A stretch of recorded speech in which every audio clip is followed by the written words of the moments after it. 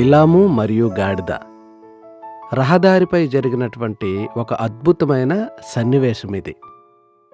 రంగురంగుల గుడారాలతో, ప్రకాశవంతమైన సూర్యాస్తమయాలతో నిండిన ఒక ఎడారి రాజ్యంలో బిలాము అనే ఒక ప్రవక్త నివసించేవాడు. ఈ బిలాము దేవుని స్వరాన్ని వినగలిగిన జ్ఞానిగా అనేక దేశాల్లో పేరుగాంచినవాడు. అతని మాటలు వినటానికి అనేక దేశాల నుంచి, అనేక ప్రాంతాల నుంచి ప్రజలు ఆయన దగ్గరికి వచ్చేవాళ్ళు. ఒకరోజు మోయాబు దేశానికి చెందిన రాజు, అతని పేరు బాలాకు, ఆ బాలాకు దగ్గర నుంచి ఒక సందేశము బిలాంకు వచ్చింది. ఏంటది? ఇజ్రాయేలు దేశ ప్రజలు ఈ బాలాకు ఉన్నటువంటి రాజ్యపు సరిహద్దుల్లో విడిది చేయటం వల్ల రాజు భయపడడం మొదలుపెట్టాడు. ఎందుకంటే ఇజ్రాయేలీల సంఖ్య చాలా ఎక్కువ. అంతేకాదు ఇజ్రాయేలీల దేవుడు చాలా శక్తివంతుడని ఆ రాజుకి తెలుసు. కాబట్టి ఈ బాలాకు రాజు తన మనుషులను బిలాము వద్దకు ఒక ఇబ్బందికరమైనటువంటి విన్నపంతో పంపించాడు. ఏంటది? బిలాము గారు, మీరొచ్చి ఇజ్రాయేలీల్ని శపించండి. అలా శపించటం ద్వారా వాళ్ళు మా భూమికి హాని చేయకుండా ఉంటారు. బిలాము చాలా ఆలోచించడం మొదలుపెట్టాడు. అతడు ఆ రాజు యొక్క మనుషులతో అంటాడు, అయ్యా, దేవుడు నాకు ఇచ్చిన మాటలను మాత్రమే నేను మాట్లాడతాను, అంతకన్నా ఎక్కువ మాట్లాడను, తక్కువ కూడా మాట్లాడను అని చెప్పాడు. బిలాము ఇప్పుడు దేవునికి ప్రార్థన చేయడం మొదలుపెట్టినప్పుడు దేవుడు బిలాముతో అన్నాడు, బిలాము, నీవు నా ప్రజలను శపించవద్దు, ఎందుకంటే వారు నా ద్వారా ఆశీర్వదింపబడినవారు. ఇప్పుడు బిలాము రాజు యొక్క ప్రతిపాదనని తిరస్కరించాడు. కానీ బాలాకు రాజు అంత సులువుగా వదులుకునేవాడు కాదు. అందుకని ఏం చేశాడు? అతడు ఇంకా ఎక్కువ దూతలను పంపించాడు, వాళ్ళతో నిధులు పంపించాడు, ఇంకా బహుమతులు పంపించాడు, డబ్బులు పంపించాడు, ఇంకా బోల్డన్ని వాగ్దానాలతో కూడినటువంటి విషయాలు ఈ బిలాము దగ్గరికి పంపించాడు. ఇప్పుడు బిలాము మళ్ళీ ప్రార్థన చేయడం మొదలుపెట్టాడు. అయితే దేవుడు ఈసారి బిలాముతో ఏమన్నాడో తెలుసా? బిలాము, నువ్వు వెళ్ళు, కానీ నేను నీకు ఏదైతే చెప్పానో దాన్ని మాత్రమే నువ్వు అక్కడ మాట్లాడాలి. కాబట్టి బిలాము తను ఎంతో నమ్మినటువంటి గాడిదను వెంట పెట్టుకొని ప్రయాణం సాగించడం మొదలుపెట్టాడు. ఈ గాడిదంటే బిలాముకు చాలా ఇష్టం. ఎందుకంటే అది పెద్ద పెద్ద కళ్ళుండి చాలా సున్నితమైనటువంటి జంతువు అది. సో వీరిద్దరూ కలిసి ఇప్పుడు మోయాబు దేశం వైపు ప్రయాణం సాగించారు.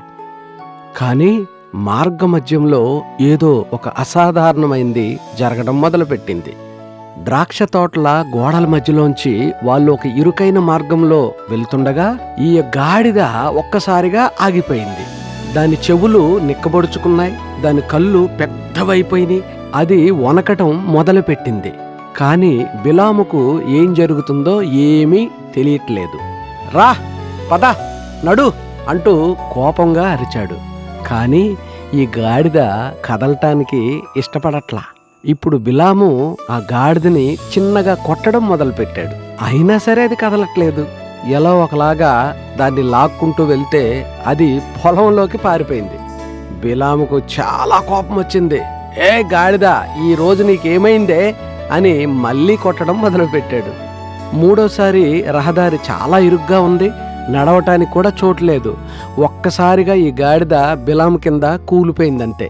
ఇంకొక్క అడుగు కూడా ముందుకు వేయటానికి ఇష్టం లేక నిరాకరించింది.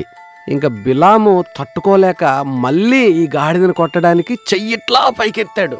అంతే, గాడిద ఒకేసారి చిరాగ్గా బిలాం వైపు చూసి బాధతో మాట్లాడడం మొదలుపెట్టింది.